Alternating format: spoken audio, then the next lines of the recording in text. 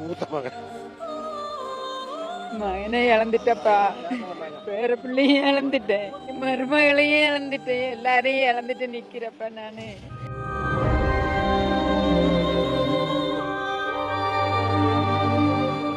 கேரள மாநிலம் வயநாட்டில் ஏற்பட்ட நிலச்சரிவு நூற்றுக்கணக்கானவர்களின் உயிரை எடுத்து சென்றுள்ளது. பலரையும் தன்னுடன் புதைத்துக் கொண்ட மண்ணில் இருந்து மீட்பு வீரர்கள் மீட்டு வருகின்றனர். இதனால் உயிரிழந்தோரின் எண்ணிக்கை தொடர்ந்து அதிகரித்து வருகிறது. கொடுமையிலும் கொடுமையாக ஆசையாக வளர்த்த மகளின் உடல் கிடைக்காத நிலையில் கிடைத்த மகளின் ஒரு கைக்கு மட்டும் இறுதி சடங்கு செய்துள்ளார் தந்தை ஒருவர்.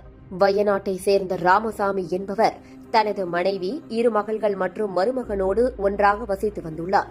இந்நிலையில் கடந்த 30ஆம் தேதி அதிகாலை ஏற்பட்ட நிலச்சரிவில் அடித்து சென்ற நூற்றுக்கணக்கான குடும்பங்களில் ராமசாமியின் குடும்பமும் ஒன்று.